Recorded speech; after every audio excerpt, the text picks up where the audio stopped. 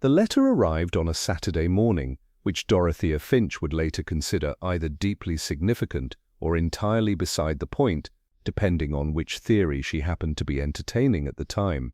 She had come to Cobb Lane on the understanding that there was nothing left to feel. The funeral had been Thursday, a respectable, low-key occasion that her Uncle Harold would have approved of, featuring a reasonable number of umbrellas, 2 brief and accurate eulogies, and sandwiches at the rectory afterwards that were widely agreed to have been a cut above.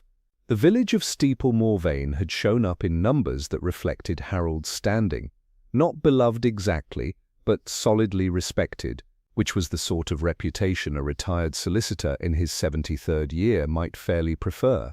Grief had done what grief does, which is to say it had arrived early on Wednesday evening as a dull pressure behind the sternum and had then made itself scarce by Friday afternoon, leaving behind nothing more dramatic than mild exhaustion and a slight tendency to open cupboards and forget why.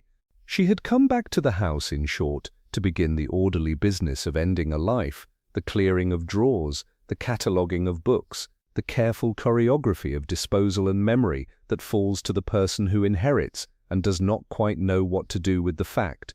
The front door of Mullion House was old and swollen and opened with its customary grudging reluctance. The hallway beyond was cool and dim and smelled, as it always had, of beeswax, old paper, and the particular brand of pipe tobacco her uncle had given up 14 years ago, and whose ghost apparently refused to follow. On the small side table, mahogany, inherited, too narrow to be useful, there sat the morning's post, 1 envelope. Dorothea picked it up without particular attention. She was already thinking about the kitchen, and whether the tinned goods in the larder ought to be donated or simply left. She turned the envelope over once, noted the second-class stamp, the Steeple Moor Vane postmark, dated the previous Tuesday, she observed mechanically, and then went still. The handwriting on the front was her uncle's. She stood in the hallway for a moment that seemed to go on rather longer than a moment has any business doing. Harold's handwriting was unmistakable, cramped, confident, slightly canted to the left, with a capital D that looped in a particular way she associated with formal correspondence. He had written her name and the address of Mullion House in that handwriting. He had affixed a stamp in that handwriting's company. He had posted it, apparently, on the Tuesday before his death on the Friday evening. He had not, to her knowledge, been in the habit of writing to himself. She opened it at the kitchen table, still wearing her coat, a cup of tea forgotten and cooling at her elbow. Inside was a single sheet of his cream writing paper, the good stuff, from the box in the study, folded once. On it, in the same cramped, left-leaning hand, were 2 words, "I know," nothing more. No salutation, no signature, no postscript explaining what, precisely, he knew, or who, or what he intended to do about it. Just those 2 words in the center of the page, with the quality of an announcement that had been composed with deliberate calm and was very possibly the most unnerving thing Dorothea had read in her adult life. She sat with it for rather a long time. The refrigerator hummed. A pigeon conducted what sounded like an extended disagreement with the guttering above the back window. The tea achieved room temperature. The rational response, she told herself, was to conclude that her uncle, a thorough, methodical man who had occasionally been called pedantic by people who meant it as a complaint, and by him as a complaint, and by him as a compliment, had been engaged in some piece of professional business that she didn't understand, had posted a reminder to himself, and had then died before the reminder could be of any use to anyone. Lawyers, she understood vaguely, did things like that, dated things, created records, made the postmark do the work of a notary public. There was almost certainly a perfectly sensible explanation. She read the 2 words again. "I know." The rational response continued to present itself, and she continued to find it slightly unconvincing. It was her brother Geoffrey who had given her Albert Campion's telephone number some years ago, after a complicated business with a disputed painting that Campion had resolved by noticing something no one else had thought to look at. Geoffrey had written the number on the back of a restaurant receipt in his looping, impractical hand and told her to keep it somewhere sensible, advice which she had followed by tucking it into the back of her address book under C for Campion, and then not thinking about it again until this moment. She found it without difficulty. The address book, at least, had always been sensible. The telephone rang 4 times before it was answered by a voice that was pleasant, somewhat vague, and gave the impression of a man who had been interrupted mid-thought by something only marginally less interesting than whatever he was now being asked to attend to. Campion, it said. Dorothea took a short, steadying breath. "Mr. Campion," she said, "my name is Dorothea Finch. I believe you knew my uncle, Harold Finch of Steeplemore Vane. He died last Friday." Miss Finch. The vagueness sharpened, almost imperceptibly, in the way that a drawing comes into focus when you stop looking directly at it. "I was very sorry to hear it. Harold was a good man in the best sense, which is to say, he was good in ways that people only notice after the fact. How can I help you?" "He sent himself a letter," Dorothea said. "It arrived this morning. It says, 'I know, nothing else.'" There was a brief pause, not of surprise, she thought, but of the particular quality of stillness that precedes a decision already made. "I see," said Mr. Campion. "How is the weather in Steeplemore Vane at the moment?" Dorothea blinked. "Overcast. Why?" "I only ask because Lugg has been telling me for a fortnight that he requires country air, and I've been telling him for a fortnight that he requires nothing of the sort. It seems we may both have been partially right. We'll drive up tomorrow morning, if that suits you." It did suit her. She was not entirely sure why that felt like the first sensible thing to happen all day, but it did. The car, a large, unhurried Bentley of uncertain vintage and absolute self-confidence, rolled into Steeplemore Vane at 20 minutes past 11 on a Sunday morning, at precisely the moment when the village was engaged in the solemn ritual of dispersing from the 11 o'clock service at St. Cuthbert's. This timing was either unfortunate or ideal, depending on one's view of introductions. Albert Campion, seated behind the wheel with the mild, unfocused expression of a man who had spent the journey thinking about something that had nothing to do with driving, guided the car to a stop beside the village green with a gentleness that suggested he found abruptness of any kind faintly unsporting. He was thin, fair-haired, and wore spectacles that gave him the look of a benevolent and slightly bewildered academic, an impression that a number of people over the years had found reassuring, right up until the moment they found it wasn't. He sat for a moment regarding the green, the church, the scatter of departing parishioners, and the handsome if slightly self-important war memorial at the center of everything, with the expression of a man pleasantly reacquainting himself with a language he had never quite forgotten. From the passenger seat came a noise that was not quite a sigh and not quite a groan, but occupied the useful territory between the two. Major's Fontaine Lugg, large, dark-suited, built along the general lines of a Victorian wardrobe that had developed opinions, regarded the village through the windscreen with the resigned suspicion he brought to most things outside London. "Country," he said, as though naming an ailment. "Cambridgeshire, specifically," Campion said pleasantly. "A fine distinction, but I thought you'd want to know." "Fields," said Lugg, without modifying his tone in the slightest. "And hedgerows. Also a public house, I believe, which ought to offset the agricultural elements to your satisfaction." Campion unfolded himself from the car with the easy unhurriedness that characterized most of his physical movements. The morning air was cool, carrying the faint mineral smell of recent rain and turned earth, undercut by wood smoke from the direction of the rectory. He put his hands in his coat pockets and looked about him with the transparent pleasure of a man who expected to find something interesting and was fairly confident the village would oblige. Steeplemore Vane was the kind of English village that appeared, at first glance, to have resolved all its contradictions sometime in the early 19th century and seen no compelling reason to revisit the question. Its high street, which was neither high nor, strictly speaking, a street, comprised the post office, a butcher's whose painted sign had been weathering with dignity since at least the coronation, a small general store that also served as a lending library in a purely informal capacity, and the Ploughman public house, whose hanging sign depicted a ploughman so artistically exhausted that he appeared to have given up on the ploughing entirely and was simply standing in a field being disappointed. The church of St. Cuthbert's anchored the far end of the green with the calm authority of an institution that had weathered far worse than passing centuries. The rectory crouched beside it, half hidden by yew, giving the impression of a building that had learned to keep its head down. Between the church gate and the post office, the departing congregation was performing the familiar slow dissolution of the English Sunday, handshakes of calibrated warmth, conversations that lasted precisely as long as social obligation required, and the occasional sharper exchange that would have required better hearing than Campion possessed to decipher from this distance. He watched with benign attention. "That," said Lugg, who had removed himself from the car with the reluctant dignity of a man disembarking a ship, "is the vicar."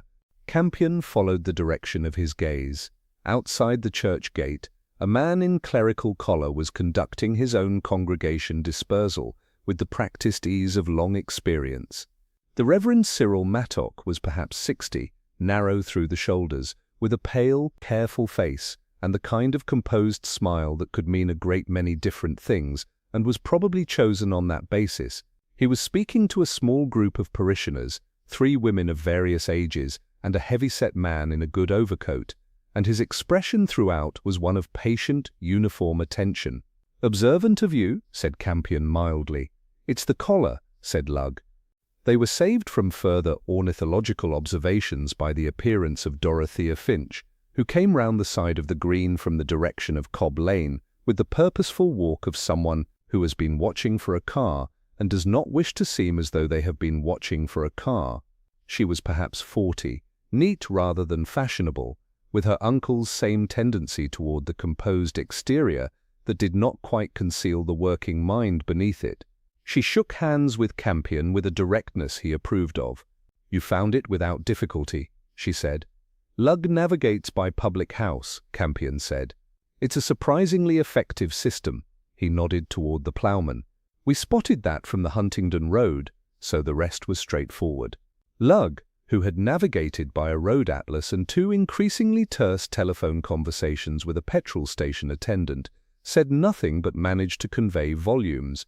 Dorothea walked them to Mullion House with the brisk efficiency of someone who had spent the past 2 days suspended between practicality and bewilderment, and was relieved to have been granted a direction. She had set coffee on the kitchen table, and the letter, still in its envelope, placed on the table's edge with the careful deliberateness of a document that one does not quite wish to touch more than necessary, was waiting for them. Campion sat down, accepted coffee, and picked up the envelope. He held it at the angle of a man examining a photograph of somewhere he might once have visited. He looked at the postmark, the stamp, the handwriting on the front. Then he opened it, unfolded the sheet, and read the 2 words with the attentive silence of someone reading considerably more than 2 words. "Right," he said presently. He set the letter down beside his cup. "Tell me about your uncle's last fortnight, Miss Finch. Not the medical details, those I can get elsewhere. I mean what he was like, whether he seemed different, whether he said anything you stored away without quite knowing why." Dorothea wrapped both hands around her cup. Outside, the sound of the congregation's Sunday dispersal had faded entirely, and Steeple Moor Vane settled back into its habitual quiet, with the ease of long practice. She began to speak, and Campion listened with the particular quality of stillness that she had noticed on the telephone and could now see was not passivity at all, but rather its exact opposite. Dorothea spoke for perhaps 12 minutes without interruption, which Campion considered a mark in her favor. She was precise without being clinical, and she had the solicitor's niece's instinct for distinguishing between what she had observed and what she had merely assumed, a distinction that most people, in his experience, treated as an unnecessary refinement. Her uncle, she said, had been in reasonable health for a man of his age and temperament. His heart had been a known quantity since the previous winter, monitored, managed, not ignored. Dr. Beaumont had seen him fortnightly and described the situation in the measured language of a man who deals regularly in probabilities. There had been no dramatic deterioration, no sudden alarm. On the Friday evening, Harold Finch had sat down in the armchair beside the study fireplace after supper, as he did most evenings, and had not got up again. The housekeeper, Mrs. Abel, had found him at 9:30 when she brought his evening cocoa. He looked, she had told Dorothea, entirely peaceful, which was either a comfort or a further complication, depending on how one received such things. What Dorothea had stored away, she said carefully, was a quality in her uncle during the last 2 weeks that she could only describe as watchfulness. She had visited on the previous Sunday, 6 days before his death, and found him sharper than usual, not agitated, not frightened, watchful, as she said, in the manner of a man who has identified something and is deciding what to do about it. He had been reading when she arrived, but not the legal periodicals that lived on his desk. She could not say what it was, because he had closed it and set it aside before she could read the spine. He had said, as she was leaving, "There are people in this village, Dorothea, who rely rather heavily on everyone else's disinclination to look closely." She had assumed it was a general observation, which was the comfortable interpretation. She was no longer certain it had been. Campion thanked her and asked to see the study. It was a good room, not large, but settled into itself with the authority of a space that had been used seriously for a long time. Bookshelves covered 2 walls, floor to ceiling, populated by the mixture of legal reference, local history, and eclectic fiction that characterized a certain kind of organized private mind. The desk was positioned to face the window, which looked onto the rear garden, a deliberate arrangement that gave the room's occupant both light and, Campion noted, a clear view of the garden gate and the lane beyond it. He stood in the doorway first. It was a habit so old it had become instinct, the pause before entry, the moment of looking at a room as a whole before the details demanded attention. Lugg, who had followed them upstairs with the philosophical resignation of a man who has learned that resistance is more tiring than compliance, remained in the corridor with his hands behind his back and an expression of studious non-involvement. The desk, when Campion crossed to it, was the most interesting object in the room. It was a handsome thing, knee-hole, leather-topped, with a row of small drawers along the top and 2 deeper drawers on either side. The surface was largely clear, a blotter, a pen stand with 2 fountain pens, a small brass lamp, and a leather-bound diary that had been opened and closed often enough to acquire a slight lean when it stood upright. What interested Campion was not what was on the desk, but what was beside it. On the right-hand side of the surface, closest to the window, there was a faint rectangular impression in the leather top, lighter in tone, marginally cleaner, suggesting that something had rested there regularly and consistently over a period of time and had then been removed. A folder by the dimensions, reasonably thick. He did not remark upon it immediately. He opened the top right-hand drawer instead. It contained the customary debris of an active working drawer, paper clips, a spare nib, rubber bands of varying ages, a folded note in Harold's handwriting that proved, on examination, to be a reminder about a dentist appointment from some years previous. The lower right-hand drawer held writing paper and envelopes, the same cream stock as the letter in the kitchen. The left-hand drawers were tidier, files, correspondence, a sealed envelope marked for Beaumont, in the event that Campion left precisely where it was. The top left-hand drawer was empty. Not simply cleared, not the emptiness of a drawer that had never been used. The bottom of it bore the slight indentations of a box or folder that had sat there at pressure, and there was a faint trace of fine grit along the back edge, suggesting the drawer had been pulled, fully open, and its contents removed in a single movement rather than individual items extracted over time. Someone had cleaned it out in one action. "Was this drawer empty when you arrived yesterday?" Campion asked. Dorothea came to stand beside him. She looked down. "I didn't open the drawers yesterday," she said. I thought I should leave the study until I knew what to do with things." "Sensible," said Campion pleasantly. He closed the drawer. Behind him, the door to the corridor produced a sound. Not dramatic, not a creak exactly, but the particular small shift of a door that had been slightly ajar and was now slightly more so. Campion did not turn around immediately. He picked up the brass lamp and examined its base with apparent interest. "Geoffrey," said Dorothea, in a tone that contained several things at once: surprise, mild irritation, and the specific awkwardness of an elder sibling. "I didn't know you were coming." Campion turned. Then a doorway stood a man of perhaps 35, dark-haired, broad through the chest, with a face that wore its good looks with the conscious ease of someone who had found them professionally useful.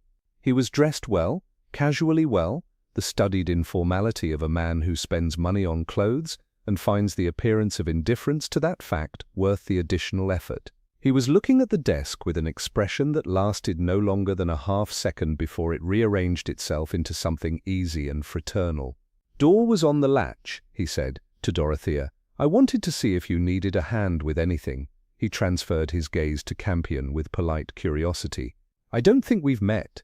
"Albert Campion," said Campion, in the tone of a man introducing himself at a garden party. "I knew your uncle slightly. Dreadful business." "Geoffrey Finch," said the younger man, and shook hands with a firmness that was a fraction more deliberate than the moment required. "Yes, terrible. He was a complicated man, Uncle Harold, but none of us wished for, well." He made a brief, apparently sincere gesture of regret and transferred his gaze back to Dorothea. "I just wanted to make sure you weren't rattling around in here on your own." "I'm quite all right," said Dorothea. "Good." Geoffrey smiled, and the smile was warm enough that it took a moment to notice it stopped approximately 1 centimeter short of his eyes. "I'll leave you to it then." He left without haste. His footsteps went down the stairs at an unhurried pace, and then the front door opened and closed behind him with a courtesy that was almost theatrical. Campion waited a moment before turning back to the desk. "Does your brother make a habit of walking into houses uninvited?" he asked mildly. Dorothea opened her mouth and then paused, and then closed it again in the manner of a woman reconsidering a reflexive defense. "He used to have a key," she said, "when he and Harold were on better terms." Said Campion. He looked at the empty drawer once more, with a thoughtful and entirely illegible expression. Then he straightened, put his hands back in his pockets, and turned toward the window with the air of a man settling a question to his own satisfaction. Though what question, and what satisfaction, he kept for the moment entirely to himself. The rectory received them at 3 o'clock, which Campion had arranged by the simple method of appearing at the church gate after lunch and asking the Reverend Mattock, with such transparent goodwill, whether he might impose on his afternoon, that the vicar found himself agreeing before he had quite decided whether he wanted to. It was the sort of house that smelled of other people's devotion, not unpleasantly, but with the accumulated weight of decades of parish business conducted in its rooms. The hallway was hung with watercolors of indifferent quality and considerable sincerity, and the sitting room into which Mattock led them had the particular character of a space arranged for receiving people rather than inhabiting them. 2 armchairs faced a small sofa across a low table. A gas fire performed the function of warmth without quite achieving the feeling of it. On the mantelpiece, beside a clock and a small silver photograph frame, there was a wooden collection box for the Church Restoration Fund, which had apparently been collecting for some time. Lugg had been left at the Ploughman with instructions that amounted to making himself comfortable and listening to anyone who felt like talking. He had accepted this assignment with the dignified resignation of a man who considers a public house a poor substitute for real work and intends to make the best of it. Mattock poured tea with the practiced efficiency of a man who has performed the action thousands of times and has long since stopped noticing it. He was, at close range, a more complex figure than the composed smile at the church gate had suggested. The pale, careful face was intelligent, careful in the way of a man who monitors his own reactions as a professional matter and has, over many years, become very good at it. He was perhaps 62 and had the lean, slightly worn quality of a vocation taken seriously rather than decoratively. "Harold was a great support to this parish," he said, settling into his chair with the tea. "For more than 20 years, the church accounts were always exemplary." He paused on the word in a way that might have meant nothing whatsoever. "A thorough man," Campion agreed pleasantly. "I always thought his thoroughness was his most underrated quality. He noticed things other people preferred not to notice, and then he did something about them, which is the rarer half of the equation." Mattock looked at him over the rim of his cup with an expression of polite attention, and said nothing. "You were the church treasurer, Mr. Campion," said a voice from the doorway, and they both looked up. A woman had appeared, perhaps 55, upright, with the brisk, purposeful manner of someone who has organized a great many things and found them better for it. She was carrying a plate of biscuits that she set on the table between them, with a precision suggesting she found imprecision in such matters mildly objectionable. "Mr. Campion is a friend of the family," Mattock said. "My sister, Miss Harriet Mattock," he added, in Campion's direction, with the particular inflection of a man performing an introduction he had not planned for. "How do you do?" said Campion. "No, I was never a treasurer of anything. I lack the necessary combination of meticulousness and distrust of one's fellow man." Harold had both in abundance. Harriet Mattock sat down in the remaining armchair and regarded Campion with the frank assessment of a woman who has spent considerable time managing a vicarage and has developed reliable instincts about visitors. "He was a careful man," she said. "He came to see Cyril the week before he died." Mattock set his cup down with a quietness that was itself a form of attention. "Harriet, Mr. Campion is a friend of the family," she said mildly, echoing her brother's own words back at him with a precision that suggested she had been waiting for the opportunity. "I imagine they would want to know." Campion looked between the two of them with the benign, slightly absent expression he found most useful in rooms where a silence was doing more work than the conversation. "I have no wish to intrude on anything private," he said comfortably, "but I'll confess that Miss Finch, Dorothea, has asked me to take a friendly interest in her uncle's affairs, and anything that helps me understand his last few weeks would be genuinely useful." There was a pause of the sort that has a decision in it. Mattock set his cup down on the low table with the resigned deliberateness of a man accepting an inevitability. "Harold came to me on the Monday," he said, 8 days before he died. He was not agitated, exactly, but focused, in the way he became when he had made up his mind about something. He picked up a biscuit and put it down again without eating it. He had been the parish treasurer for 22 years, as I said. He had access to all the accounts, all the records. He told me he had found a discrepancy. "What sort of discrepancy?" Campion asked, in the tone of a man inquiring about the weather. "A sum," said Mattock, "not enormous by some standards. By parish standards, rather significant. Approximately £400 over 3 years, drawn against the fabric fund in small amounts." He paused. "Irregular amounts, at irregular intervals. The sort of pattern that is very difficult to notice unless you are looking specifically for it, and Harold was not, on this occasion, looking specifically for it. He found it by accident whilst consolidating the records for the diocese audit in November." "I see," said Campion. "And what did you make of it?" The pause this time was longer, and Harriet Mattock's gaze went to her brother with an attention that was not quite concern and not quite something else, but sat interestingly between the two. "I told him I would look into it," Mattock said. "I told him I was certain there was an explanation. The accounts passed through several hands at different stages. The Fabric Fund in particular involves the Historical Society's Restoration Committee, which has its own signatories." He stopped. Harold seemed not satisfied by this, precisely, but willing to wait. He said he was making his own inquiries and would have more to tell me shortly. "Shortly," said Campion. "Which would have been this week?" "Yes," said Mattock quietly. "Which would have been this week?" Harriet reached forward and refilled Campion's cup without being asked, which he took as a sign that she had decided, independently of her brother, that he was to be trusted. He was grateful for the intelligence it implied. "The Fabric Fund," he said, accepting the cup. "That would include expenditure on the churchyard, walls, gates, that sort of thing?" "And adjacent property matters," said Mattock carefully. "Any work requiring coordination with the parish boundaries." Campion nodded with an air of polite satisfaction, as though a minor curiosity had been resolved. He asked nothing further on the subject, which was, in its own way, more alarming to Mattock than further questions would have been. Instead, he admired the watercolors, inquired after the history of the church tower, and departed at 4 o'clock with the warm vagueness of a man who had thoroughly enjoyed an ordinary afternoon. On the path outside, he paused to button his coat against a wind that had picked up from the east.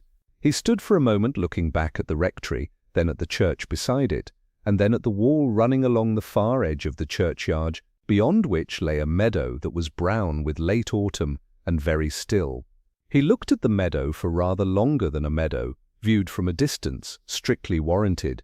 The village hall stood between the post office and the butcher's with the mild architectural apology of a building constructed for utility and never quite forgiven for it. Its notice board, however, was magnificent, a double-fronted affair of dark cork and brass fittings that held, at present, 11 separate announcements in varying states of typographical ambition. Campion paused before it on his way back from the rectory and read it with the complete attention he gave to all public documents, on the sound principle that a village notice board tells you considerably more about the social infrastructure of a place than its church or its pub, though both of those tell you quite a lot. The exhibition was announced in the upper left quadrant, which was the notice board's position of prestige. Campion had noticed over many years that the upper left was always prime territory, claimed by whoever controlled the board, and relinquished with reluctance. Steeple Morvain, Our Hidden History, an exhibition of documents, deeds and discovery, curated by Mrs. Evelyn Parade, chairwoman, Steeple Morvain Historical Society. Village Hall, Saturday and Sunday, 10 a.m. to 4 p.m. Admission free, all welcome. It was Sunday. It was 4:30. The doors, when he pushed them, were still open. The hall inside had been arranged with a thoroughness that commanded a certain respect, regardless of one's view of its contents. Folding tables draped in green baize ran along 3 walls, each bearing framed documents, enlarged photographs, hand-drawn maps, and a series of typed explanatory cards produced on a typewriter whose ribbon had been recently replaced and whose operator had a decisive touch. The lighting was better than the room deserved. Someone had brought in 2 standing lamps from elsewhere and positioned them with genuine curatorial instinct. In the far corner, a small table held a visitor's book, a collection of printed leaflets, and a person. Mrs. Evelyn Parade was perhaps 68, constructed along architectural lines that suggested load-bearing capability, and dressed in a manner that balanced authority with approachability in proportions she had clearly calculated. Her hair was silver and arranged with precision. Her cardigan was the color of good claret. She rose when Campion entered with the smooth efficiency of a woman who has been waiting for visitors and has declined to let the waiting show. "We close at 4, strictly speaking," she said, in the tone of someone announcing a rule they have every intention of waiving, "but I'm happy to make an exception for genuine interest." "Extremely kind," said Campion, and produced the expression that Lugg, with his customary economy, referred to as the one that gets us into places. "Albert Campion. I was a friend of Harold Finch's. I've come down to help his niece with 1 or 2 things, and I confess the exhibition caught my eye. Harold always spoke well of the Historical Society." The slight adjustment in Mrs. Parade's expression was instructive. Not grief, not quite, but something that recalibrated itself with the practiced ease of a woman accustomed to managing her responses to unexpected variables. "Harold was a great supporter," she said. "This is a difficult week for the village. He will be very much missed." "I'm sure," said Campion pleasantly, and turned his attention to the nearest display table before she could elaborate on the sentiment. The documents were interesting. Not all of them were originals. Several were clearly reproductions, which was unremarkable, but they had been chosen and arranged with a consistent intelligence. Maps of the parish boundaries in varying historical periods occupied the central table, with careful annotations indicating changes over time. A series of documents relating to land ownership ran along the left-hand wall, progressing chronologically from the mid-18th century to the present, each framed and labeled with the assurance of someone who had handled the material often enough to be entirely comfortable with it. Campion moved along the left-hand wall at the unhurried pace of genuine interest, his hands in his pockets, his expression one of mild, appreciative curiosity. He read each explanatory card, he looked at each document. He paused at a map from 1887, showing the churchyard boundaries with notable precision and an annotation in fresh typescript that read, "Original glebe land boundary, confirmed by parish deed of 1761 and corroborating survey of 1834. Beside it was a framed copy of what purported to be the 1761 deed in question. "A remarkable piece of research," he said, without looking up. Mrs. Parade, who had followed him at a distance of 3 tables, close enough to be available, far enough to appear unconcerned, moved forward. "It took 3 years," she said with a warmth that was wholly genuine. "The county archives, the diocesan records, a private collection in LA. The deed was the crucial piece. Without it, the boundary question remained technically open."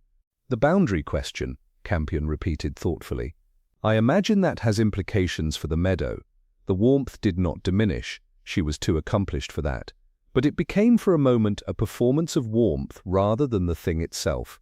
"The meadow adjacent to the churchyard has been in an ambiguous position for some years," she said, in the measured tone of someone reciting a prepared position. "The deed clarifies the original extent of the glebe land, which has implications for the current ownership question. Yes, it's a purely historical matter at present." "Of course," said Campion. He looked at the deed copy with the expression of a man whose interest was entirely architectural. "Do you have the original here, or is it too fragile for display?" "It's held securely," said Mrs. Parade. "We have a photographic reproduction here and a full record lodged with the county archive."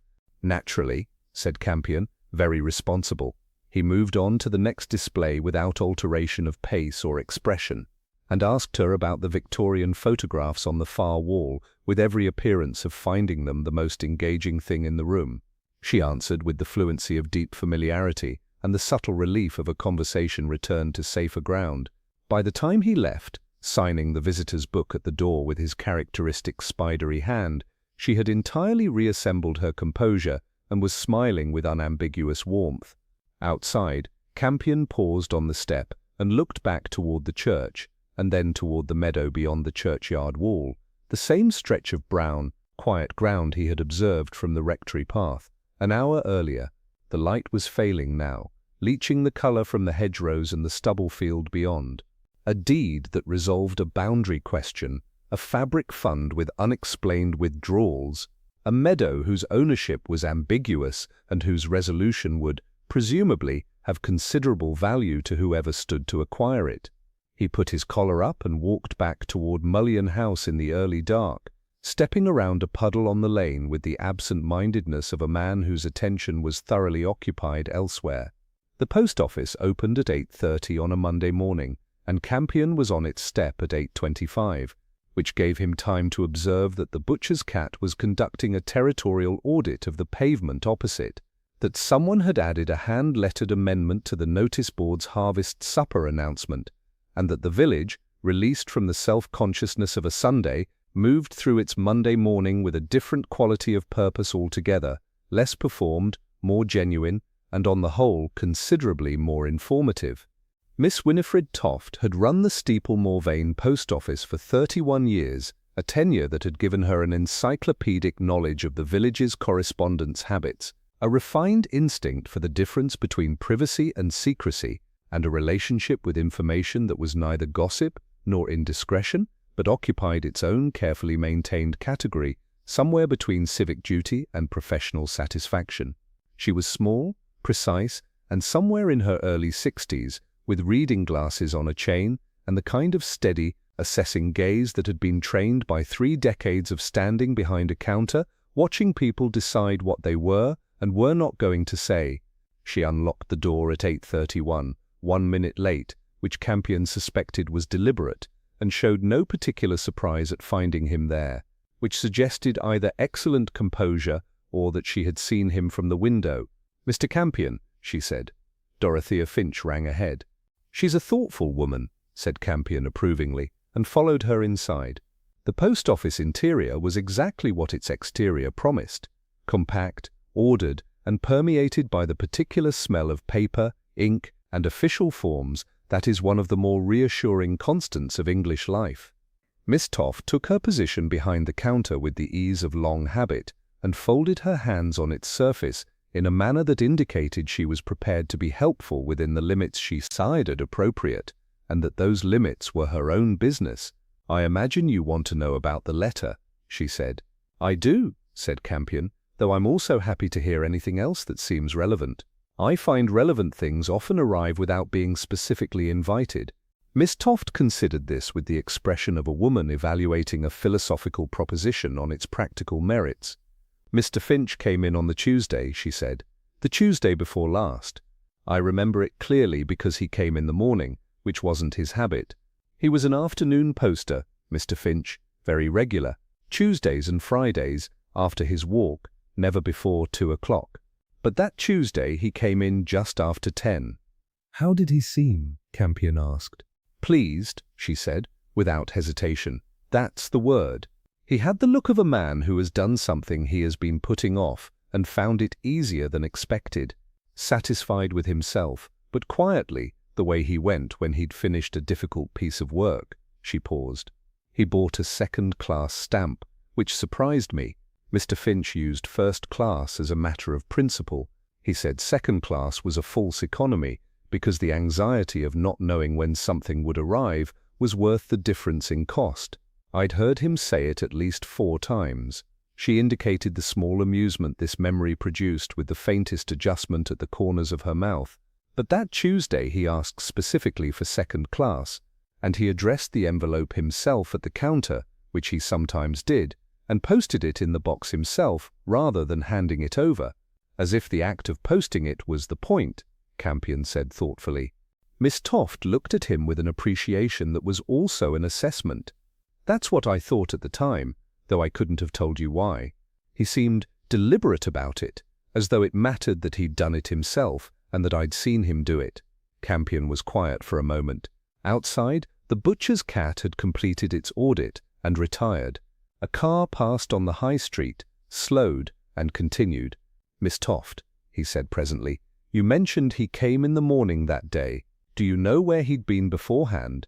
Whether he'd come from home or from somewhere in the village? She had, he could see, been waiting for exactly this question. He came from the direction of the Historical Society rooms, she said, which is the old schoolroom, down the lane past the church. He came from that direction, and he was carrying a folder, dark blue, the kind with the elastic strap under his arm. He didn't have it when he left, so either he'd left it in the car, or he'd put it in his bag, or— She stopped. Or he'd posted more than a letter that morning, Campion said quietly. Miss Toft said nothing, but the quality of her silence was affirmative. Campion straightened, and then appeared to recollect something with the air of mild surprise he found useful when introducing the thing he had actually come to ask. One other matter, if you don't mind. I understand Geoffrey Finch was seen near Mullion House on the Friday evening, the day after the funeral. The quality of the silence changed. It became more considered, more cautious, without becoming evasive. Miss Toft was a woman who distinguished carefully between what she had seen and what she had concluded from it, and she was not going to be rushed across that line. I saw him, she said, from the post office van. Mrs. Post Office van. Mrs. Collection on Friday afternoons. I go round to her rather than making her come in. She has difficulty with the hill. I was coming back along Cobb Lane at about 5:30. Geoffrey Finch was standing on the pavement outside Mullion House, not moving, not knocking, just standing, looking at the front of the house. She paused. The lights were off. Dorothea hadn't arrived yet. She came Saturday, as I understood it. The house was empty. How long had he been there, would you say? I couldn't tell you that, but when I passed he didn't look like a man who had just arrived. She met Campion's eyes with the calm directness of a woman who has said exactly what she intended to say and not one word more. He looked like a man deciding something. Campion thanked her with the sincerity the moment deserved, bought a first-class stamp he had no immediate use for, and went back out into the Monday morning carrying rather more than he had arrived with, which was, on the whole, the ideal outcome of any conversation. The Ploughman public house achieved its particular atmosphere through a combination of low ceilings, uneven flooring, and the kind of lighting that had been calibrated, whether by accident or long experience, to make everyone present look simultaneously more interesting and less accountable than they did in ordinary daylight. It smelled of beer, old wood, and the ghost of 1,000 conversations that had started as one thing and become something else entirely by closing time. Campion arrived at 7 and found Lug already established in a corner, settled with a pint of bitter, and the expression of a man who had spent a productive afternoon and was not going to be rushed into reporting on it. The publican, a compact, sandy-haired man named Reeves, who moved behind his bar with the quiet efficiency of a man thoroughly satisfied with his domain, drew Campion's drink without being asked, which indicated that Lug had been there long enough to establish the relevant preferences on his employer's behalf. Campion accepted it with gratitude, settled onto the stool at the corner of the bar that gave him the most useful view of the room, and looked about him with the pleasant openness of a man with nowhere particular to be. The Monday evening trade was modest. A table of 3 men in work clothes conducting a conversation about drainage with the focused intensity the subject apparently warranted, 2 women at the window table sharing a bottle of wine and a discussion that paused when anyone came near and resumed the moment they moved away, and at the far end of the bar, a solitary figure nursing a whiskey with the considered dedication of a man who had prescribed it for himself and intended to see the prescription through. Dr. Aubrey Beaumont was perhaps 65, with a large, rumpled head and the quality of settled attention that distinguished, in Campion's experience, the genuinely good doctor from the merely competent one. He had the look of a man who had spent 40 years listening carefully to what people said, and rather longer to what they didn't, and had arrived at a position of general compassion so thoroughly earned that it had become indistinguishable from his ordinary expression. He glanced at Campion as he settled at the bar, and the glance was the assessing kind. "You'll be the man staying with the Finch girl," Beaumont said. Not unfriendly, observational, in the manner of a village GP for whom information about newcomers was simply professional due diligence. "Albert Campion," said Campion, "and you'll be Dr. Beaumont, whose patient Harold Finch was for a good many years." 18, said Beaumont. "Since the autumn he moved here from Cambridge." He turned his whiskey glass a quarter turn with the habitual movement of a man thinking, "I signed the death certificate without hesitation, if that's what brings you." "It isn't," said Campion honestly. "Though I'm glad to hear it, as a secondary matter." Beaumont looked at him with a more focused attention. "What's the primary matter?"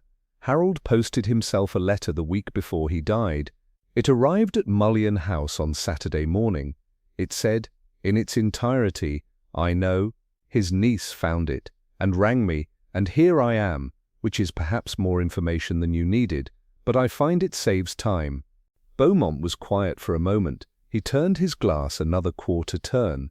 "He wasn't murdered, Mr. Campion. I want to be clear about that. His heart had been a source of serious concern since last November, and the mechanism of death was entirely consistent with his condition and with the progression I had been monitoring. There was nothing to suggest anything other than natural causes." "I believe you entirely," said Campion. "I'm not here about how Harold died. I'm here about what Harold knew." Something shifted in Beaumont's expression. Not relief exactly, but the adjustment of a man who has been braced for one conversation and finds himself in a different one. He picked up his glass and drank. "He was excited," he said, after a moment. "That's the word I kept coming back to. I saw him on the Wednesday, 2 days before he died, for his regular appointment. His blood pressure was higher than I would have wished, and when I told him so, he said, and I remember it precisely, 'I've had a stimulating week, Aubrey. It'll settle once I've put things in order.' Did he say what things?" "He was not," said Beaumont, with a dry affection that contained its own form of grief. "A man who shared confidence unnecessarily. He said it was a professional matter, nearly resolved, and that he would tell me about it over a drink once the dust had settled." He paused. He seemed genuinely pleased, not anxious, not frightened. Pleased in the way a man is pleased when he has finally located the source of a difficulty and knows what to do about it. Campion nodded slowly. The drainage conversation at the far table had resolved itself into agreement of some kind and moved on to its natural successor, which appeared to be the price of feed. The 2 women at the window had abandoned discretion in favor of a shared laughter that briefly filled the room and then subsided. "The meadow behind the churchyard," Campion said, in the tone of a man raising a mildly interesting topic. Has that been a live question in the village? Beaumont looked at him sideways. It's been a live question since Mrs. Parade produced her deed. Before that it was dormant. Nobody pressed the point. The meadow sat there. Old Hennessy's family used it informally for grazing, and nobody objected. Then she produced this historical evidence about the original glebe boundary, and suddenly the question had a potential answer that came with a property value attached. He said this last phrase with the mild distaste of a man who considers property values an intrusion into matters that ought to remain geographical. And Harold was connected to the ownership question. How? He held the current deed to the access strip, Beaumont said. Inherited it with the house from old Caldwell, who bought Mullion House in '53. Nothing dramatic. A right-of-way across the top corner of the meadow, maintained for the house's benefit. But it meant any resolution of the meadow's ownership required Harold's agreement on the access question. He was, in the legal sense, a necessary party. Beaumont finished his whiskey and set the glass down with the finality of a concluded chapter. He had not given that agreement. Mrs. Parade had asked him twice in the past year, and he had declined on both occasions. He told me once that he wasn't satisfied the historical claim was as clear as it was being presented. In the corner settle, Lugg had finished his pint and was producing from his coat pocket a small notebook of the type favoured by men who have been instructed to write things down and have found, against their initial expectations, that it is occasionally useful. He was not looking at Campion, he was looking at the notebook, but the angle of his head indicated that he had been listening to the bar conversation with complete and uninterrupted attention throughout. Campion ordered a second drink for Beaumont, who accepted it without protest, and they sat for a while in the comfortable silence of two men who have exchanged what is useful and are content to let it settle. The fire at the far end of the room had been lit against the evening's chill and was performing admirably. The ploughman on the hanging sign outside swung in the light east wind with his customary air of agricultural despair. Campion found on reflection that the picture assembling itself in his mind had become considerably more detailed in the past 2 hours, and that the detail was, in aggregate, not remotely reassuring. Geoffrey Finch rang Mullion House at 9 o'clock the following morning, which was either coincidence or the result of watching the house from somewhere conveniently positioned, and asked Dorothea whether she would mind if he came round to collect 1 or 2 personal things he'd left with their uncle some months ago. Dorothea, who had discussed the possibility of precisely this request with Campion over breakfast, said she wouldn't mind at all, and that Mr. Campion would be there, which produced a pause of approximately 3 seconds before Geoffrey said that was perfectly fine and he'd be round at 10. He arrived at 5 past, which suggested he had been nearby. Campion received him in the sitting room rather than the study, a choice he had made with the same apparent casualness with which he made most of his more deliberate decisions. The sitting room was comfortable, neutral ground, Harold's territory without being Harold's working space. It contained nothing that Geoffrey would want and nothing that would tell Campion what Geoffrey intended, which made it, on balance, the most informative room in the house for the purpose of the morning. Geoffrey came in with the easy confidence of a man on familiar ground and shook hands with Campion as though they were resuming an acquaintance rather than conducting a first real conversation. He was dressed with the same studied casualness as before. Good jacket, open collar, the overall effect of a man who had made an effort that was designed to look like the absence of one. He sat in the armchair opposite Campion, with his right ankle resting on his left knee, and the posture of a man who has decided that relaxation is the correct register and is executing it with precision. "Good of you to stay on and help Dorothea," he said.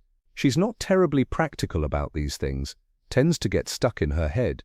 She's been extremely capable," Campion said pleasantly, "much more organized than I'd be in the circumstances. What was it you left with Harold?" The transition was quick enough that Geoffrey's smile stayed in place only through muscular effort. "A couple of books," he said, "and a jacket I think I left here at Christmas. Nothing important." "Of course," said Campion. "We can have a look after we've talked, if you like.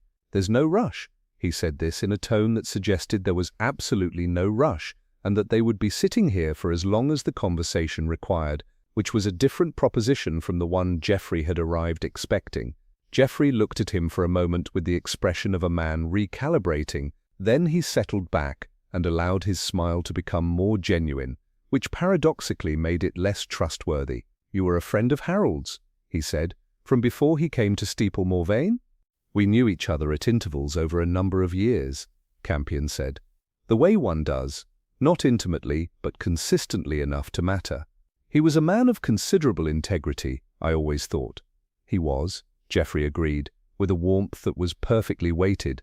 "He could be difficult, rigid, occasionally.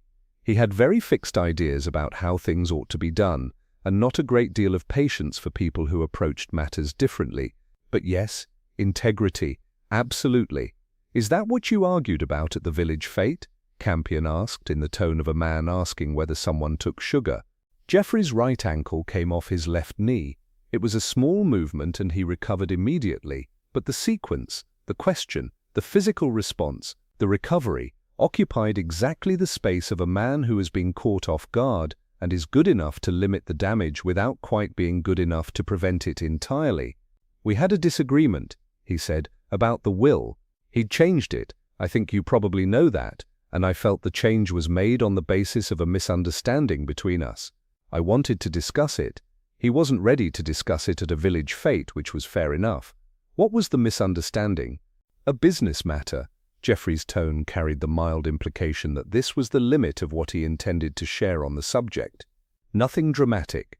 Harold was cautious about anything that looked unconventional, and some of what I'd been involved with in the past couple of years looked unconventional from a certain angle. He made assumptions.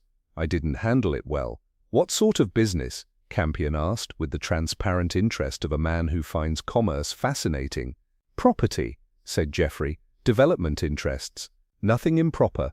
Campion nodded with an air of complete satisfaction, as though property development interests were exactly what he had hoped to hear about, and the subject was now thoroughly resolved. He moved on without emphasis, asking about Geoffrey's journey from London, whether the traffic on the A14 had been reasonable, whether he was staying locally or driving back today. Geoffrey answered all of these with the fluency of a man grateful for easier ground, and the conversation settled into a surface normality that neither of them entirely believed in. It was perhaps 15 minutes later, during a discussion of what was to be done with Harold's legal library, that Campion said, with the vague helpfulness of a man trying to be practically useful, "I wonder whether the notes he'd been keeping would be in the study, or whether he'd filed them elsewhere? He seemed to have been working on something fairly involved in the last few weeks. There was a folder on the desk. I assumed it was part of the same business." Geoffrey looked up. "The blue folder," he said. "Yes, that was—" He stopped. The stop was absolute. It had the quality of a door closed sharply against a draft. Campion was examining his own hands with mild interest. "I'm sorry?" I said. I assumed he kept working files on the desk. Geoffrey's recovery was good. Not quite good enough, but good. The color at his jaw had changed by a shade that was difficult to name, but entirely possible to notice. He always did, when I visited.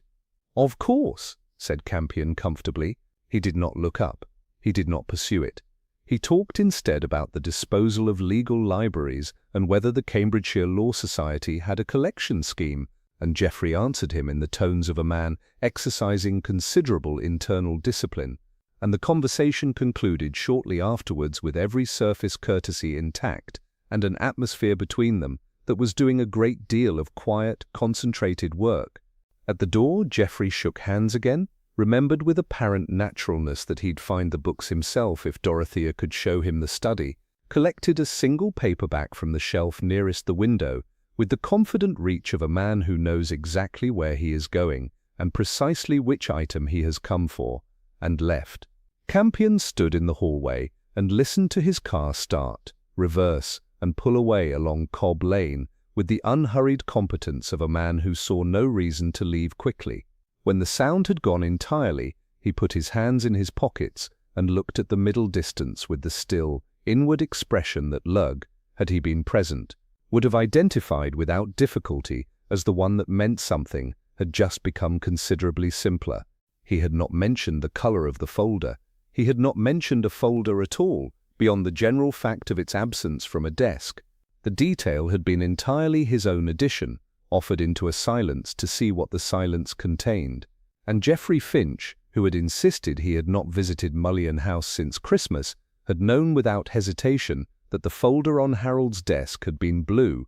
Lugg's notebook, produced over lunch at Mullion House with the modest ceremony of a man presenting evidence he considers conclusive, contained 4 pages of handwriting that managed to be simultaneously illegible and organized, a combination that Campion had long since accepted as one of his associate's more remarkable achievements. He deciphered it with the patience of long practice, while Lugg had cold chicken, and observed him with the satisfaction of a man whose afternoon's work was being properly appreciated. The notes concerned, in the main, what the inhabitants of the Ploughman's public bar had been willing to discuss on Sunday and Monday evenings with a large, companionable Londoner who had the gift of appearing to find everything he was told genuinely fascinating. The gift was not entirely performed. Lugg had, beneath the unpromising exterior, a real and well-concealed interest in human behavior that had made him, over many years, a surprisingly effective collector of informal intelligence. What he had collected on this occasion was the following: that Mrs. Evelyn Parade had lived in Steeplemore Vane for 11 years, having come from Huntingdon, following a career that was described variously as something in education, something in local government, and something in property, depending on which resident was providing the account. That she had founded the Historical Society 7 years ago and run it since with an energy that inspired admiration in some quarters and mild exhaustion in others, that the exhibition currently in the village hall was her most ambitious project to date, and had been, according to the landlord Reeves, in preparation for the better part of 2 years, and that Geoffrey Finch had been observed at the village hall on 3 separate occasions over the preceding 6 months, twice in the evening after the Society's regular meeting, once on a Sunday afternoon when the hall was not in use for any official purpose. Campion read this last item twice. He looked at Lugg. Lugg looked back with the expression of a man conserving commentary for when it would have most effect. "The Sunday afternoon visit," Campion said. "Did Reeves know when?" "September," said Lugg. He remembered because it was the afternoon of the Harvest Festival, and Geoffrey's car was blocking the lane that the flower ladies needed for their van. There was a discussion. Reeves described it as lively. "And Geoffrey was inside the hall?" "With Mrs. Parade," said Lugg, "for about an hour. Reeves assumed it was Historical Society business, which he said with the tone of a man who assumed nothing of the sort." Campion set the notebook down and looked out of the kitchen window at the garden, where the autumn had finished the last of the herbaceous border and left behind the stripped structural clarity of a garden in November, all bones and no ornament, which he found in its own way rather satisfying. "The deed," he said, half to himself. "The 1761 deed that resolves the boundary question. 3 years of research, county archives, diocesan records, a private collection in Ely. Mrs. Parade told me that herself, without being asked." "Establishing provenance," said Lugg, who had worked with Campion long enough to follow abbreviated reasoning without needing it expanded. "With considerable thoroughness," Campion agreed. "The question is whether the provenance is as solid as the presentation." He stood up. "I need the county archive in Cambridge, and I need someone who knows what a forged 18th century document looks like." "Know just the man," said Lugg, without hesitation. "Pemberton. He was at that business in Norwich, with the Dutch maritime papers. Pemberton is in Edinburgh." "He's got a telephone," said Lugg, reasonably. Campion rang Pemberton from the hall telephone at 1:30. On 1:30, explained the situation in the compressed shorthand of 2 people who have previously discussed document forgery at length and need no preliminary framework, and was told, after a brief consultation of Pemberton's professional memory, that an 1761 Cambridgeshire parish deed would carry 3 identifying characteristics that were extremely difficult to replicate: convincingly on demand, a specific watermark used by the regional paper supplier that ceased trading in 1779, a notarial seal style that changed county-wide in 1763, and an ink oxidation pattern that any competent examiner could distinguish from artificially aged modern ink within approximately 4 minutes of looking at it directly under appropriate light. Pemberton also said that if someone had gone to the trouble of faking it convincingly enough to pass casual inspection, they would have needed access to genuine period paper, a period seal impression, and enough expertise to manage the ink correctly, none of which was impossible, but all of which required either very specific knowledge or a very well-connected collaborator. After he rang off, Campion stood in the hallway for a moment. Then he picked up the telephone again and rang the Cambridgeshire County Archive. The archivist who answered was helpful, efficient, and mildly puzzled by the enquiry, which was whether the archive held any record of an 1761 Steeple Morvain parish deed relating to glebe land boundaries, and if so, when it had last been consulted, and by whom. She asked him to hold, which he did, listening to the particular institutional silence of a building full of documents waiting to be asked about.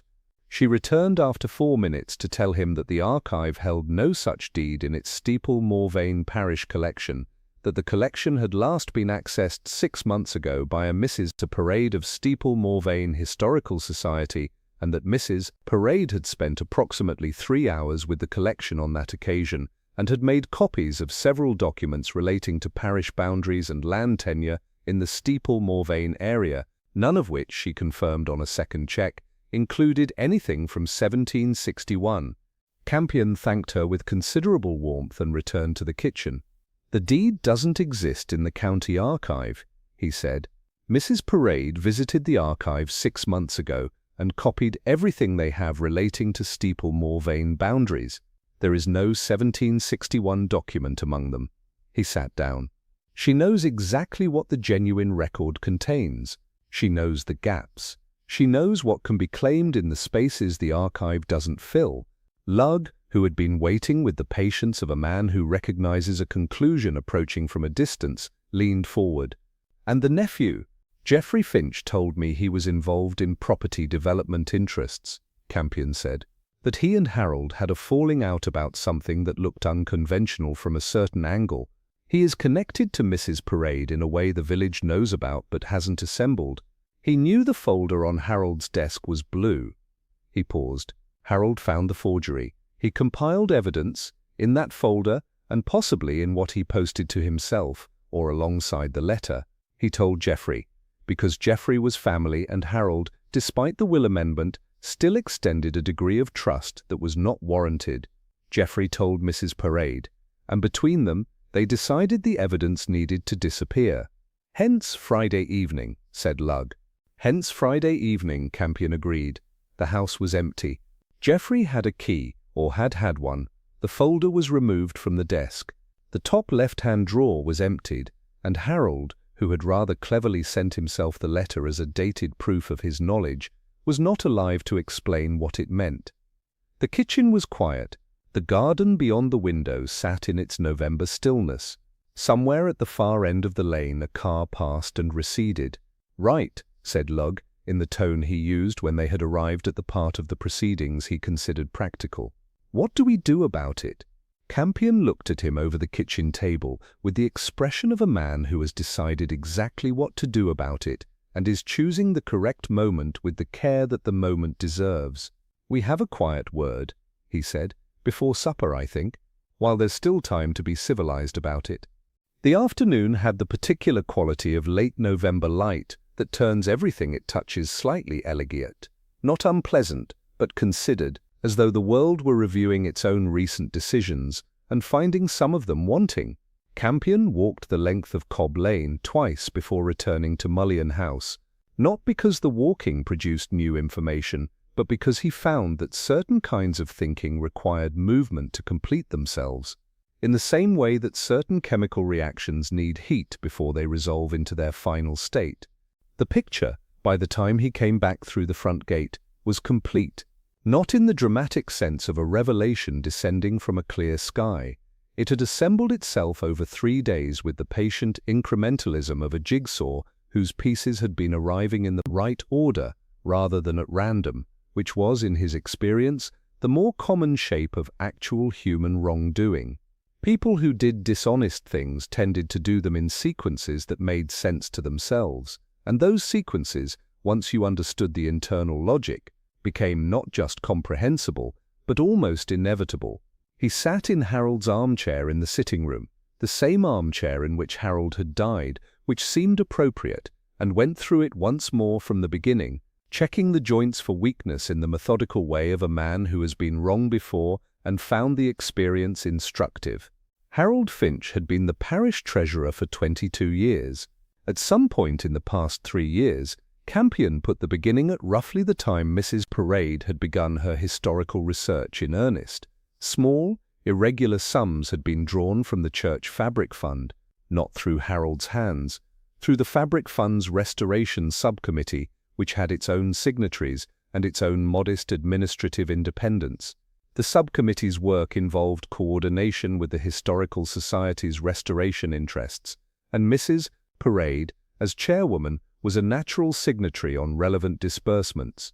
The sums were small enough individually to pass without remark. Over 3 years they amounted to £400, which Mattock had confirmed, and which, taken together, told a story about what the research had actually cost. The forgery of an 18th-century document was not an amateur undertaking. Period paper, genuinely period, not artificially aged, required sourcing from a specialist dealer or, more probably, from an existing document that could be adapted or partially repurposed. A convincing notarial seal required either access to the original or the skills to produce a working replica. The ink oxidation was the most technically demanding element and the most likely point of failure for a forger working without professional guidance. £400, distributed discreetly over 3 years, was a reasonable estimate of what those requirements had cost, not through a professional forger, who would have charged considerably more, but through someone with the necessary technical knowledge who was being compensated modestly and unofficially for their contribution. Geoffrey Finch had told Campion he was involved in property development interests. He had described his estrangement from Harold as the result of business activities that looked unconventional from a certain angle. He had been seen at the village hall with Mrs. Parade on 3 separate occasions, including a Sunday afternoon in September when no official meeting was scheduled. He had known, without being told, that the folder on Harold's desk was blue. The property interest was the key to Geoffrey's involvement. The meadow adjacent to the churchyard, once the glebe boundary question was resolved in Mrs. Parade's favour through the forged deed, would change hands or change status. Campion was not yet certain of the precise mechanism, but the outline was clear enough: development potential, access rights. The kind of unremarkable English field that becomes, with planning permission and a resolved title question, worth a multiple of its agricultural value. Geoffrey, with his London property contacts and his eye for the unconventional angle, had seen it. Mrs. Parade, with her 11 years of local knowledge and her thorough understanding of what the genuine historical record did and did not contain, had provided the historical architecture of the scheme. Harold's access deed, the right-of-way across the top corner of the meadow, inherited with Mullion House, had been the obstacle. Harold's refusal to agree the access question had kept the resolution in suspension, and Harold's discovery of the forgery had threatened to end it entirely. But Harold had not been killed. Campion was certain of this, and Beaumont's certainty reinforced his own. Harold had died of his heart, at his normal time, in his normal chair, with the cocoa arriving at 9:30 to find him already beyond it. The stimulation of the preceding week, the discovery, the excitement of a difficult problem finally identified, the careful preparation of his evidence, had very likely contributed to the cardiac event that was, in any case, a probability his doctor had been monitoring with increasing concern. It was the particular cruelty of the situation that Harold had done everything right. He had assembled his evidence. He had created a dated proof of his knowledge by posting himself the letter. He had almost certainly compiled a supporting document in the blue folder, copies, annotations, his own legal analysis, and lodged a second copy elsewhere, perhaps in the package Miss Toft had noticed him carrying away from the post office that Tuesday morning alongside the envelope. Almost certainly, that qualification was the remaining gap. What Campion did not have was the blue folder itself, or its contents, or definitive proof that Geoffrey had entered Mullion House on the Friday evening for the purpose of removing it. What he had was circumstantial in the legal sense, sufficient to construct an unanswerable narrative, insufficient to satisfy the formal requirements of prosecution without Geoffrey's own confirmation of the relevant facts. Miss Toft had seen Geoffrey standing outside the house. The empty drawer bore the impressions of a recently removed folder. Geoffrey had named the folder's color without being prompted. Harold had been carrying something blue from the Historical Society rooms on the morning he posted the letter. Each element was explicable individually. Together they formed a structure with only one sensible interpretation. The question was whether Geoffrey, confronted with that structure, would recognize the futility of continued denial, or whether he would attempt the more exhausting alternative. Campion considered the man he had spoken to that morning. The recovered composure after the slip, the charm that was genuine enough to be dangerous and controlled enough to be concerning. The 3-second pause on the telephone when Dorothea had mentioned Campion's presence. He had, in Campion's assessment, the intelligence to understand when a position was untenable and the vanity to resist that understanding slightly longer than wisdom recommended, which meant the conversation would require careful management, not confrontational, not prosecutorial, but structured in such a way that the path of least resistance led naturally to honesty. He also needed to know what Harold had posted from the village that Tuesday morning alongside the letter. If there had been a second package, if Harold had sent his supporting documentation to a solicitor, or a friend, or the diocese, then the case against Mrs. Parade was already made, and Geoffrey's cooperation was useful but not essential.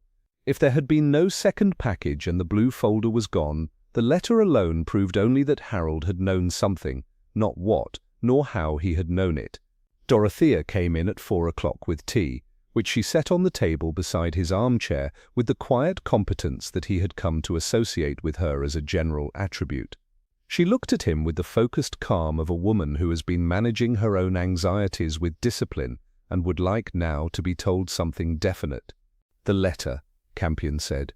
"Your uncle posted it to himself as a legal mechanism, to create a dated record that he possessed certain knowledge on a certain date. The postmark is the point. It establishes when he knew what he knew, in a form that could be produced as evidence." Dorothea sat down carefully. "Evidence of what?" "Document fraud," said Campion. "The deed Mrs. Parade has been using to support her claim to the meadow is a forgery. Your uncle discovered it. He was building a case. The letter is the surviving proof that he had reached his conclusions before he died." He paused. "Your brother knew about the letter," Harold told him, "I think in the belief that Geoffrey could be trusted." "Geoffrey came to the house on Friday evening, the day after the funeral, while you hadn't yet arrived, and removed the folder from the study in which Harold had compiled his supporting evidence." The silence that followed had several qualities simultaneously. Dorothea sat with it in the manner of a woman processing an unpleasant truth. She had been half expecting long enough that its arrival was more relief than shock. "Geoffrey," she said finally, not a question, not quite an accusation, simply the word, in the tone of someone setting down something they have been carrying for longer than they realized. "I'm going to talk to him this evening," said Campion. "Before supper, it would be helpful if you'd ring him and ask him to come. Tell him there's a matter about the estate that needs his agreement. He'll come. And then?" said Dorothea. "And then," said Campion, picking up his tea, "we'll see what he does with the truth when it's put in front of him, clearly enough that there's nowhere comfortable left to stand." Geoffrey arrived at 6, which was punctual enough to suggest he had been waiting for the call and had managed, with some effort, not to arrive early. He came in with the measured ease of a man who has spent the intervening hours composing himself and considers the composition satisfactory. He was wearing a different jacket from the morning, another studied casualness, fresher, as though the day had been a rehearsal, and this was the performance. He shook hands with Campion in the hallway, nodded to Dorothea, and followed them into the sitting room with the smooth, unhurried movements of a man walking towards something he intends to control. Campion had arranged the room with the same apparent casualness he brought to most of his more deliberate preparations. The armchairs faced each other across the low table rather than the sofa arrangement the room normally offered, which meant the conversation would be direct without being confrontational. Two men talking, Not an interrogation, not a tribunal. The lamps were on against the early dark. Dorothea sat to one side, neither presiding nor excluded. On the table, placed with the careful neutrality of an exhibit that was not yet being presented as one, was the letter, still in its envelope, postmark visible. Geoffrey looked at the letter when he sat down. He looked at it with the controlled attention of a man identifying a known quantity and deciding how to relate to it in company. Dorothea said, "There was something about the estate," he said to Campion. "In a manner of speaking," said Campion pleasantly. "I wanted to talk to you about your uncle's last week. I think you know more about it than you've told anyone, and I think, on reflection, you'll find it considerably more comfortable to share it than to continue not sharing it." Geoffrey's expression did not change dramatically. It adjusted in the way that a well-maintained facade adjusts when the structure behind it shifts. Slight, controlled, but perceptible to anyone watching for it. "I told you this morning what I know about Harold's last weeks," he said. "Which isn't a great deal. We weren't close. You were close enough that he confided in you," Campion said. "He told you about the letter. He told you what he'd found and what he intended to do about it, and that he had posted himself a dated proof of his conclusions. He trusted you, Geoffrey. That's not the behavior of a man with a distant nephew." The silence that followed was the kind that contains a decision being made inside it. Geoffrey sat with it for a moment, and Campion let him sit with it, because rushing a man toward honesty was, in his experience, the most reliable way of driving him in the opposite direction. "He rang me," Geoffrey said finally. "Not an admission, not yet. A placement of fact, offered carefully, to see what Campion would do with it. On the Wednesday evening, 2 days before he died, he said he'd found something significant relating to the meadow boundary question and that he'd prepared evidence and sent himself a dated record of it. He said he was going to take it to the diocese and to the county planning authority the following week." He stopped. "And you told Mrs. Parade," Campion said. Geoffrey looked at the letter on the table. "I rang her. Yes, that evening." "That evening?" Campion nodded slowly, without particular emphasis, as a man nods when a calculation proves correct. "How long had you been involved with Mrs. Parade's scheme?" The word scheme produced a brief tightening at Geoffrey's jaw that he managed within a half-second. "It wasn't. I was approached by her 18 months ago. She had the historical research. She had what she believed was a solid basis for the boundary claim, and she needed someone with property contacts who could structure the development side if the claim was established. It was a straightforward arrangement. With the forged deed as its foundation," Campion said. "I didn't know it was forged." Geoffrey said this with a speed and conviction that was, Campion thought, probably genuine, which was the most uncomfortable possibility. "She showed me the document. She told me it was genuine. She had a provenance, the Ely private collection, the diocesan cross-references. I had no reason to doubt her. I'm not a document examiner." "No," Campion agreed. "But you are a man who came to this house on the Friday evening after your uncle's funeral, let yourself in with a key you had retained or had copied at some point, went to the study, opened the top left-hand drawer of the desk, and removed the blue folder containing Harold's assembled evidence, which you then presumably passed to Mrs. Parade or destroyed on her instruction." Geoffrey was quiet for a long moment. The gas fire ticked. Outside, the wind that had been building since afternoon moved through the lane with a sound like distant conversation. Dorothea sat very still, in the manner of a woman who has made a decision to hear everything without flinching and is holding to it by a disciplined act of will. "I passed it to her," Geoffrey said. His voice had changed, not broken, but the performance had come down, and what remained was something quieter and considerably less polished. "She rang me on the Saturday morning, after I'd told her about Harold's call. She said the folder needed to disappear. I still had the spare key. Harold had never asked for it back when we fell out, and I hadn't offered it. I went Friday evening because I knew Dorothea wasn't arriving until Saturday, and the house would be empty." He paused. "I told myself it was protecting a legitimate investment, that Harold had been wrong about the document, that removing the folder was a precaution, not bull." He stopped again. "I knew what it was." The admission settled into the room with the particular weight of things acknowledged too late to be undone, but not too late to matter.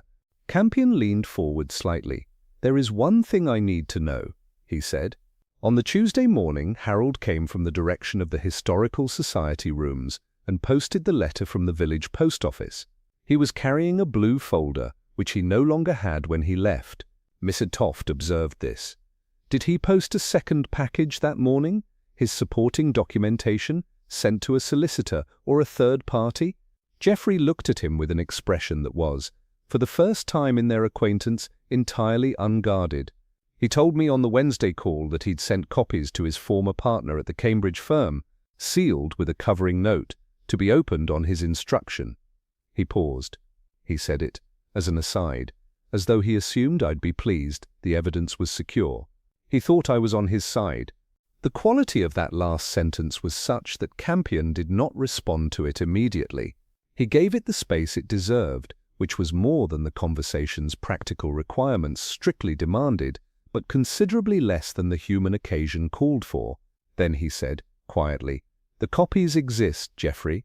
Whatever Mrs. Parade has done with the folder, Harold's documentation is with his former partner in Cambridge.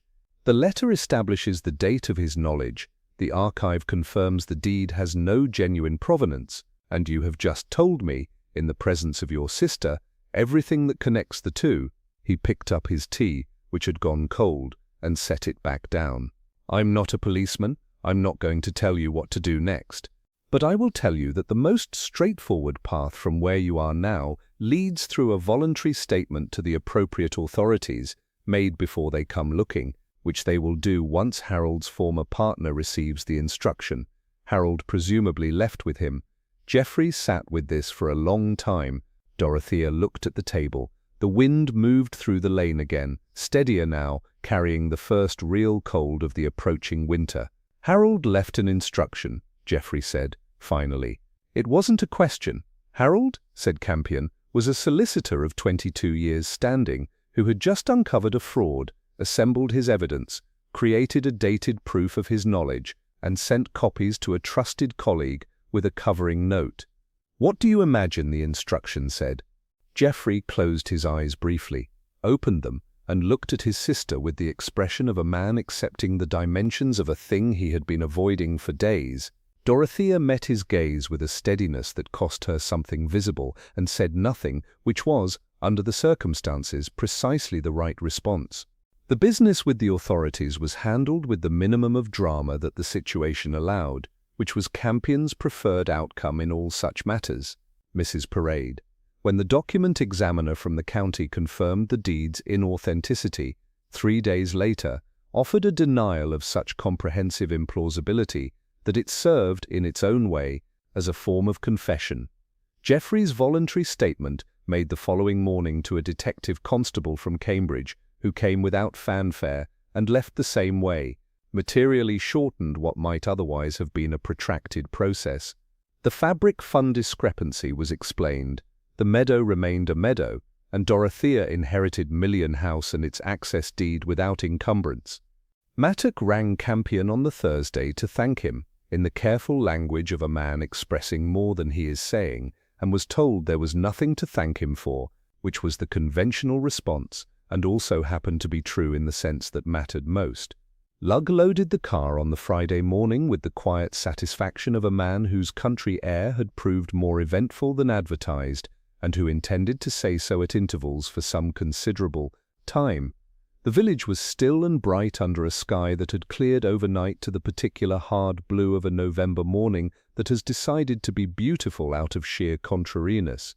Dorothea stood at the gate of Million House and shook hands with the warmth of a woman who has been through something and knows who stood beside her. "The letter," she said. "Was it exactly what he intended?" Campion considered this with the seriousness the question deserved. "Harold intended it as a legal instrument," he said. "A dated record of knowledge, for use if something happened before he could act. Whether he anticipated that something would happen, I can't say. He was a thorough man. He prepared for contingencies he hoped wouldn't arise." He paused.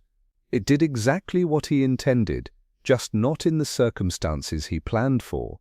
Dorothea nodded once, the nod of a person filing something under the category of things that are finished rather than things that are resolved, which is a different shelf and a harder one to reach.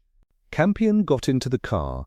Lug pulled away from the curb with the sedate authority of the Bentley reasserting its natural element.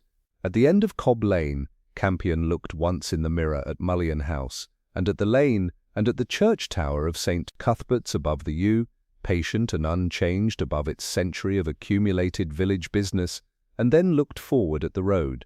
"Country?" said Lug, navigating the turn onto the high street with majestic unhaste.